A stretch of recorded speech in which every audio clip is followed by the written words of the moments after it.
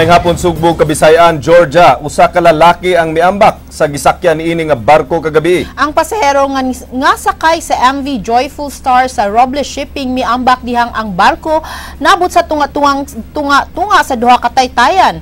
Ang barko nga paingon sa Hilongos daling mipahibalo sa Coast Guard human sila naglisod sa paghimo og search and rescue tungod sa kahagipot sa Mactan Channel. Usa ka search and rescue operations gihimo sa Philippine Coast Guard Cebu Station apan napakyas sa pagpangita sa miambak nga pasahero. Ilang nasayran gikan sa uban nga barko nga nag-angkurahe sa lugar nga dunay usa ka lalaki nga milangoy paingon sa Mandaue. Matud sa Upaw Police Station sa Dakbayan sa Mandaue, nakitan sa mga saksi ang usa ka lalaki nga gikan sa dagat ug basa nga naglakaw sa dalan. Mga namunuan sa Dakbayan sa Subo mi-insister sa pagbalik sa mga nasunugan sa lahog sa pagtukod og balik sa yuta sa UP. Kinig himo sa kagamhanan sa Dakbayan bisan og dunay relocation site nga gitanyag ang universidad. Kinig aksyonan ni Edwin Cañete.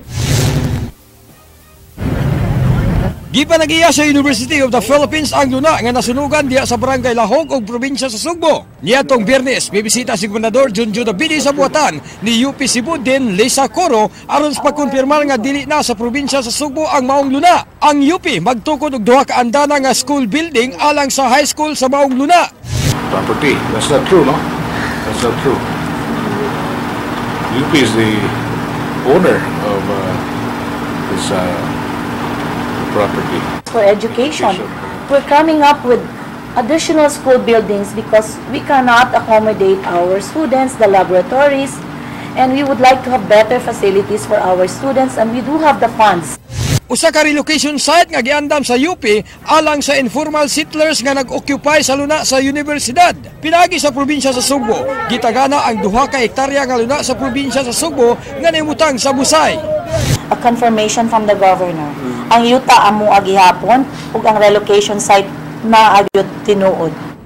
Apan ang Dakbayan sa Sugbo mipugos sa pagpahimutang og balik sa mga biktima sa sunog sa yuta sa UP Cebu. Kaghapon sa buntag gisugdan ang pag-layout sa luna sa mga nasunugan. Usa sa gitahasan ini si Robert Barquilla nga pangulo sa Land Investigation Section sa City Hall. Ang head wa pa man. May tatong nakasip. Ya karon wa pa man head mo sa ning ipatuan kay dili na pwede. Ipa-undang na nimo maka-create ka og tension. Maka-create ng kagupot. Itit be. Wa naman na siya sukod ra man na wa may bayad gitukod. Ayaw lang una, pasagdi lang na sila. Kaysa una bitaw na yung mga balay, wa manin yung kuhan na. Ang mga gwardya sa UP, gitahasan sa pagbantay sa luna, human giimbargo sa mga sakop sa proof ang ilang tent nga gibutang. Pabantayan namo ning kuan kaning area. Kaya mo guni sa UP pagay namo itukod nga kuan. Ay gi-propose diya kanang bitong UP High School no, building. Muna nga kaming security nga dire. Pagkahapon gitukod na sa mga nasunugan ang ilang tulda-tulda nga mo'y temporaryo nilang kapuyan ug nag-alsa na sila silang catering nga mo'y ilang higdaan. Nagabot usab ang pundok sa kapulisan gikan sa rehiyon. Ang sunod yun ana nga punto is kung naaman gani pa nag-istoryahan party o pagpanagiya. Sa ako lang naibawan journal para lang sa masayon ba. 1968 kuno ang titulo sa UP ini. Kuno. So they have 48 years or more to exercise that kind of ownership embodied in the title. But definitely not on a situation na there is a fire. Diba? Kay parehaan na nganong moari man sila, UP is not a person nga kanang natural nga person. Body na. Si Attorney Rosel Collins sa Department for the Welfare of the Urban Poor nga hinanabi sa mga tigbalita, mingon nga walay bisan kinsa ang makapahunong kanila sa ilang gibuhat. So lisod ba? So in this case, Attorney, why do we need Karong panahon na bisan gani kami di mi kapahunong sa among kaugalingon tungod kay ang among pagtrabaho nga re para man sa mga tao, no? Kay kung naa pa lang ta mi nga ganahan gyud nya, ganahan sa mi mahunong unya muhunong. Ingon ini gyud ta ang sunog mismo mo among pahunongon ta. Nya nahitabo man ang sunog di na gyud mi kahunong. Ang pabalik. Wala gyud ni siya iguan. Ang sunog ta to kun nami ganani pahunong. Ang sunog ta to amoy among ipapahunong nya. Nahitabo naman di na mi kapahunong namo kinahanglan na gyud mabalik ang mga tawo nga rin. Kagabi mibisita sa mga nasunugan si Acting Mayor Edgardo Labilla o gipangitaan og court order o mission order ang mga sakop sa kapulisan gikan sa riyon nga nagbantay sa luna alang sa UP. Get a court order. Where is your mission order? Is your mission order? We see your mission order. Mission order. Where's the mission order? I want a mission order. I want a court order. I want a court order. Tungod kay wala makapakita sa court order, gipang apo-apo ni Labilla ang mga plywood o galvanized ngadto sa nasunugan. Ang mga nasunugan nakasabot nga dili mupugos sa pagtukod ug balik sa luna nga gibantayan sa mga gwardiya sa UP. Ngayon mo ba ito ba? Ang may pulis. Sila mo deal. Ayaw din. May mo makitag burikin ko na. Mo man na sila. Ning ako lang. Dili lagi ay lang. Naintay mga batanon nila. Ato mo niya. Mo baos. Indultan ka na. Lagi sa mga mo. Ang may bawal niyo para magkontrol. Kung nga na batang liho. Mga naato lang ipasuna nga ang mechanics nga sila mga abogado kung saan mo hanggang bataon kung saan Dili tamo sukol, dili tamo. Una, kung kisa itong batanon nga pamilya, ikay control. Para dili tamo mapagan. Ha? Nay usang ang sukol pagan ng tatanan. Alang sa Aksyon Bisaya, Ed Cañete, News 5. Gikwestiyon ni Mayor Michael Rama kung ngano nga karon lang mulihok ang University of the Philippines Cebu sa ilang pagtukod sa ilang building. Apan din sa UP Cebu mipadayag nga dugay na nilang gilihok ang pag-andam sa relocation sa mga nagpuyo sa mga yuta sa universidad. Kinigiaksyonan ni Francine Flores. Usa ka pahibalo ang giplastar sa UP Cebu nga magtukod sa usa ka 2-story high school building sa luna nga gipuy-an sa mga informal settlers. Alang kang Mayor Michael Rama, questionable ang timing sa UP Cebu sa pagduso sa pagtukod sa ilang building human sa nahitabong sunog. Buot sa namunuan sa dakbayan sa Sugbo nga pabalikon og tukod ang mga biktima sa sunog sa yuta sa universidad. Diha, pabalika lang kay diha sila gikan. Mingon nun sila nga ato mo po yung Marco Polo forever. Kanindot na. Buhatan mo og subdivision. Dool diya. Kanindot na. I'm just giving them a hint.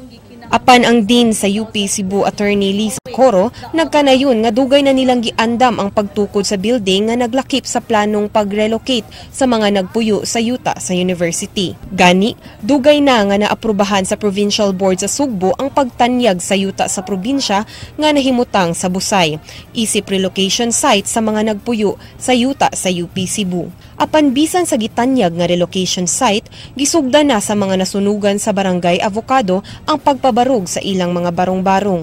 Gani, ang uban nga nasunugan mireklamo nga giundang sa barangay ang pagpanghatag og housing materials. Ayuda nga gikan sa barangay. Ambot og asa na ro mga sina mo og ilang gisad nga sina plywood. Basta ni amin niya nagkondok dinhi 5 ra siguro ni kadawat ugnom. Amo ba? Oo, yun. Antod karon na among gipangutana, di na kuno nila ipangatag. Umana kuno sila nangatag. Samtang gikasubo ni Mayor Michael Rama ang planong pagpasaka og kaso sa UP batok sa syudad tungod sa pagkuha sa tent ug uban nga mga kabtangan nga iya sa universidad. Ang mga butang gikuha sa mga sakop sa probe o Department for the Welfare of the Urban Poor. Alang sa Aksyon Bisaya, Francine Rose Flores, News 5. Usa ka ad hoc committee sa sangguniang panlalawigan sa Sugbo mususi sa gikatahong overpricing sa pagpalit sa Kapitolyo og heavy equipment. Kinigiaksyonan ni Edwin Cañete. Magtagbo karong adlaw ang ad hoc committee sa Provincial Board sa lalawigan sa Sugbo. Sila gitasan sa pagtuki sa pag-review sa pagpamalit og heavy equipment sa Kapitolyo. Giapura ni Vice Gobernador Agnes Magpali og kopya sa mga bidding documents ang mga sakop sa ad hoc committee. Buot ilang sutaon ang mga aligasyon nga adunay overpricing sa pagpalit sa Kapitolyo og dump truck. Inyong allegations among gi-consider. In fact, clippings of kuan di adin niyo. Kompleto ni. Si Provincial Board Member San Shimura nga wala masakop sa ad hoc committee mihangyo nga moapil sa ilang pagtuki sa gikatahong anomaluso nga transaksyon. Matud niya nga natingala kung ngano ang unang gidisqualify sa bidding mao na hinuod ang midaog sa bidding. Misugyo si Shimura sa re-bidding aron mawagtang ang tanan nga mga pagduda. Atong tanawon ang records good manggod sa like kaning among nakuha sa among committee karon sa ad hoc. Anomalous kay gyud ang iyang transaction mo murag na murag na disqualify and then ibalik mo pa nindaog and then dako mo gud og diferensya, that's 15 million. Ang Provincial Bids and Awards Committee may rekomenda sa pag-award sa highest bidder inay sa lowest bidder. Gikatausab nga overpriced ang dump truck nga gibaligya sa winning bidder ug katunga lang ang presyo nini sumala pa sa quotation gikan sa maong supplier. Alang sa Aksyon Bisaya, Ed Cañete, News 5. City Hall dili mohatag og permit alang sa mga street parties panahon sa Sinulog Grand Parade. Tuyo sa City Hall nga likayan ang kagubot ug kahuot hilabi na sa mga dalan sa Escarrio, Mango Avenue, Juana Osmeña. Sa maong mga lugar sagad mahitabo ang kagubot tungod sa pagsinabligay og pinta lakip na sa ilimnon nga makahubog.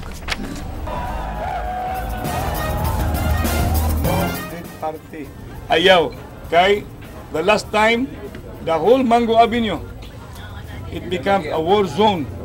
The whole Escarrio, it created a traffic mess.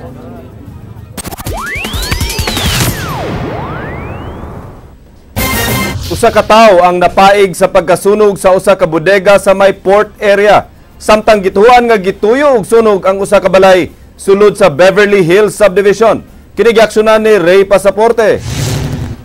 Upat ka balay ang naugdaw ug usa ang partially burned sa sunog sulod sa Beverly Hills Subdivision.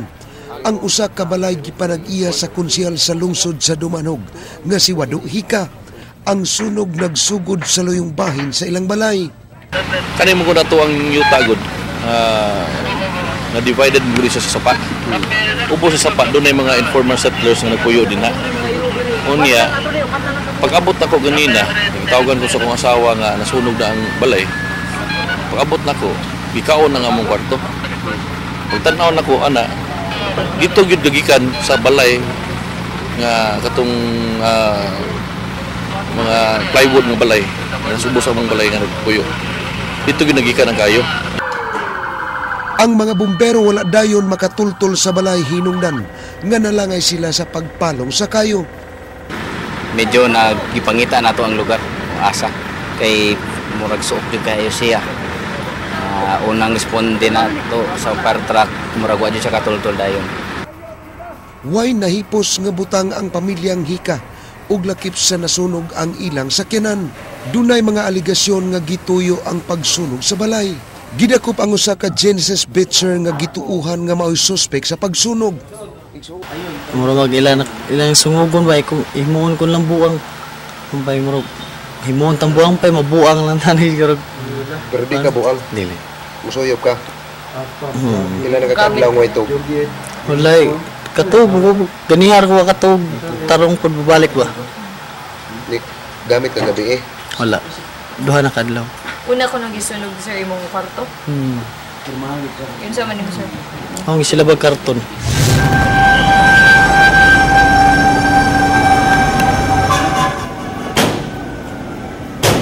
Samtang gipugos pag-abli sa mga bumbero ang gate sa Madrigal Compound nga nahimutang sa Arellano Boulevard, human nasunog ang usa ka bodega. Ang duha ka bodega gipanag-iya sa Duiksam og EMBL Enterprises nga namaligya og motorsiklo, sakyanan, furniture ug foam. Wala pa tay ato pa sa tao no kay wa man nay tao diha man na. Although nay mga security guards diha ato sa ang tanawon kung sa manggaling jud. Or nagsugod gyud ang kayo sir? Sa EMBL nga enterprise then nitapon diri sa building sa nga gi-occupayan sa Duiksam. Wala pa masayre sa mga bumbero kung unsay hinungdan sa sunog. Apan ilang nakitaan ang napaig nga lawas sa usa ka tawo. Walay makatubag kung ngano nga adunay sulod nga tawo ang bodega nga gikandaduhan. Ang lalaking nasunog nga gibanabanang nagpangidaron og 30 ngadto sa 40 anyos. Ang ingon niya nga na alarma sa kining Meridian nga murag suspect nga murag layad des taas ato pang December 31. After ato, nahilom na. Alang sa Aksyon Bisaya, Ray Pasaporte, News 5. Usa ka batan-o naghikog sa merkado sa lungsod sa Santa Fe. Problema sa gugma ang gituhuan nga hinungdan. Kinigiaksyonan ni Johanna Bahinting. Problema sa gugma mao'y nakitang anggulo sa pagkutlo sa kaugalingong kinabuhi sa maong batanon. Si Neil Lagahe mao'y nakakita sa iyang kauban nga si Jake Manulat nga nagbitay na sa usa ka tindahan sa Santa Fe Public Market sa lungsod sa Santa Fe. Si Manulat giila nga taga-barangay Sandayong Sur, Danao City. Wala siya magtuo nga maghikog ang iyang kauban tungod kay kagahapon malipayon pa kining nakigstorya. Gani karon mao'y adlaw natawhan sa batanon. Babae mo kuan silos ba silos babae ra ginungdan. Way nakita nga foul play ang kapulisan nga nag-imbestiga sa kamatayon sa batanon. Nasayran nga may gihambi nga problema sa gugma ang batanon human sunod-sunod kining gibuwagan sa iyang mga nakarelasyon. Pag mata nako mangiyon ta ko nya mao may akong nakita nga nagbitay na. Nga sa siyang gibuhat. To ba ko siyang kuan akong ginana, "Hoy, unsa mo ka?" To paghangad na ako naghigot man dahil siya dahil mo to ang gitawag ako kung kauban patabang ko niya ba. Gani pipila sa mga text messages nga gipadala niya sa iyong uyab naghinaot nga unta magmalipayon na human sa pagpakigbuwag kaniya ug nga mapasaylo siya sa iyang pagkutlo sa iyang kaugalingong kinabuhi. Alang sa Aksyon Bisaya, Johanna Bahinting, News 5. Mga kaso sa indiscriminate firing atol giimbestigar sa kapulisan. Publiko giawhag sa paghatag kanila og mga ebidensya. Kinigiaksyonan ni Ray Pasaporte. Walay pulis nga nasakpan nga nagpabuto silang armas atol sa pagsaulog sa bagong tuig. Kaganiha, gipahigayon ang pagtangtang sa mga tapes sa mga armas sa mga pulis nga sakop sa Police Regional Office 7. Walay nakitang timailhan, dunay pulis nga nigamit silang armas ug nagpabuto. That is all over the region. So karon atong gisuta kung naabagi naka-violate niya nga policy. And then we have not found anybody violating that policy. Apan gidasig sa kadagkuan sa kapulisan ang publiko sa paghatag kanila og video o ebidensya sa mga pulis nga nakalapas sa kamanduan nga dili magpabuto. Bisan pa og dili man tanang pulis usaray pusil basig na sila niya nakapabuto sila malipay tagdako kung makahatag sila ng report sa tuwa para we will conduct the investigation. Kay just the same we don't want to condone kinini ang mga buhat kay kita naghangyo gani sa mga publiko katong mga naay mga gipanag-iya nga pusil nga likayan nilang magpabuto during the Yuletide season. How much more kining ato mga kapulisan, they will be facing administrative and probably criminal charge if ever we will be able to find evidence that they have violated this policy. This includes Adunay 5 ka kaso sa indiscriminate firing nga giimbestigar karon sa kapulisan. Tulo niini nakaigo og tawo samtang 2 ka bala nilusot sa atop sa balay. Katong na-recover nga slag, we will try to request the crime laboratory if they can process this one and undergo a ballistic test. And if ever try to compare or match this with the record of the national headquarters kaning sa IBIS na mantay ballistic information system ato kanang sulayin og match. Now if in case kana, that can be done only if kanang nga bala nagikan sa usa ka lisensyado nga pusil nga naay record yun sa ballistics, but still the same. We will try to gather evidence through our investigation ngadto sa posibleng gigikanan ni ana nga bala. Nang hinaut ang PRO7 makonsensya ang nagpabuto sa ilang armas ug niangol sa mga biktima nga mopatimaw ug mutug-an aron ipaabot bakaha ini ang pangayog pasaylo ngadto sa ilang nabiktima. Alang sa Aksyon Bisaya, Ray Pasaporte, News 5. Ipatuman na ang election gun ban sugod karong Domingo. Nunot nini ang kapulisan ug COMELEC mupahigayon sa mga checkpoints. Gihangyo nila ang publiko sa pagsabot sa kahasol nga ilang masinati. Well, nanay COMELEC resolution nga gihatag sa atoa late last year, mo na ang we have already conceptualized some strategies and actions to take para ma-implementar gyud nato kinini ang gun ban.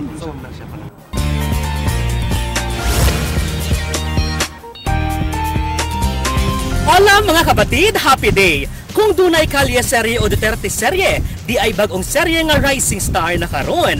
Ang simple yet captivating nga text serye nga makamugna og imahinasyon apan super nga nakarelate sa tanan.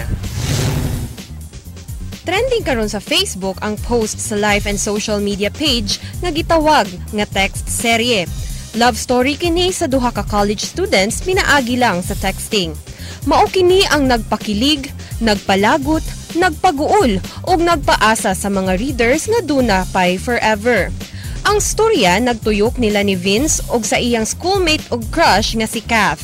Naila-ila nila ang usag-usa sa text hangtod nga miangkon si Vince sa iyang pagbati ni Kath nga buhong sa iyang mga gasa. Sa wa madugay nahimong endearment sa duha ang cheer ug var. Nahimong tunok sa relasyon sa duha ang best friend ni Kath nga si Jake nga nagkagusto usab kaniya. Gi-friend zone ni Kath si Jake ug iyang gipili si Vince nga nahimong iyang fiancé. Nagkasakit ang overseas Filipino worker nga amahan ni Kath kinsa milarga og Dubai aron mabantayan ang iyang amahan. Sa wa damha, nakauban ni Kath si Jake nga gikasilosa ni Vince. Nagkadaiyang reaksyon karon ang nanggawa sa text serye sama sa mga predictions ug ang ilang pag-relate sa storya. Daghan naglagot kang Jake ug ubay-ubay sab ang nibahad nga bunugo nila siya. Gawa sa Facebook, miabot na sab sa 17,000 tweets ang topic nga Vince and Kath. Nagbaha sab ang hangyo sa mga fans nga himuong salida ang text serye nila ni Vince ug Kath. Giatang nga nakaroon online ang bagong gikahinaman sa mga netizens. Madayon ba ang forever nila ni Vince ug Kath? Mauna ang atong angayang atangan. Ug mao kadto naglangkob sa atong happy news karong hapon. Alang sa walay karapusang mga chika, so balik ko ninyo matang alas 7:30 sa buntag. Weekdays sa Rated JP sa Radio 511.9 News FM Cebu. Kini si JP Laukot Serang ang atong word of the day nagkanayon. How can you face your problem if the problem is your face? Agay!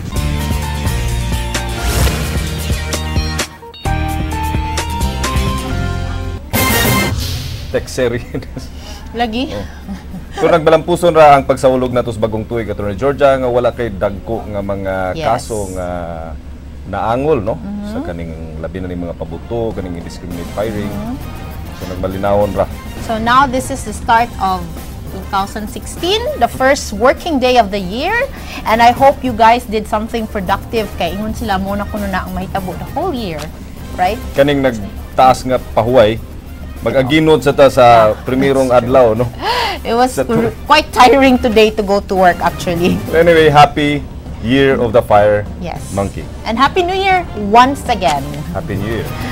Ug mao kadto ang mga balita sa Aksyon Bisaya. Ako si Glenn Soco. Mga balita nga pundasyon sa ligdo nga opinyon ng konkretong solusyon. Bisan asa, bisan kanusa, kapatid. Kapatid, kay di lang kutob sa balita. Action!